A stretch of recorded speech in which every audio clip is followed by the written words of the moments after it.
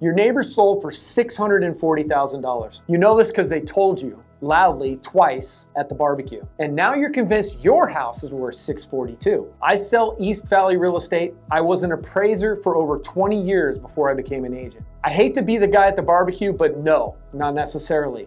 Today, I'll show you how the comp process actually works and why my neighbor sold for is one of the most expensive sentences in real estate. Jason Hubbard here, Real Broker, East Valley agent, Queen Creek, Gilbert, Chandler, Mesa, Santan Valley, Apache Junction. Over 20 years appraising before I sold my first house. If you're planning to sell this year, you're in the right place. Here's how comps actually get chosen. When a real agent or an appraiser 6 weeks later sits down to work up a value on your house, we don't just grab the 3 closest recent sales. We look for homes that are the most similar to yours. Same size range, same bed and bath count, same layout style, single story to single story, 2-story to 2-story, same lot type, same condition tier, same subdivision when possible, or one that behaves just like it. Then we adjust. If your neighbor's house had a pool and yours doesn't, we adjust it down for the difference of that pool. If yours has a 3-car garage and theirs has a 2-car garage, we adjust it up. If they updated the kitchen in 2023 and yours hasn't been touched since 2000,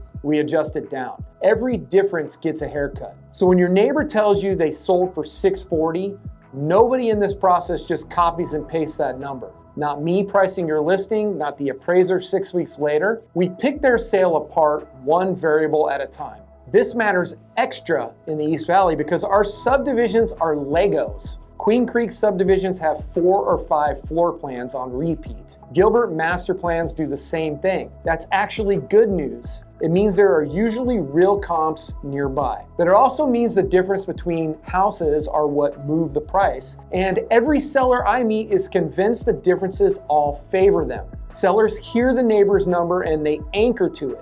They tell me, my neighbor sold for $640. I need at least $630. And my job, because I'm going to tell you the truth, is to say, that's really interesting. Let's look at what your house has and doesn't have compared to theirs. Sometimes the answer is yes, you're right there. Sometimes your house is actually nicer and you're leaving money on the table. But often the answer is your neighbor had a bigger lot, a redone kitchen, a fresh roof, and closed when 3 other buyers were bidding. And none of that describes your house. The comps don't care about the barbecue. As an agent, my whole job on listing appointments is having this conversation kindly. As a former appraiser, my whole job was to be the third party who couldn't be swayed by it. Both jobs are asking the same question. What does the data actually say about this house? And both jobs get the same answer if you do it right. Your neighbor's sale isn't a promise. It's a data point. One data point. The real process uses a whole set of them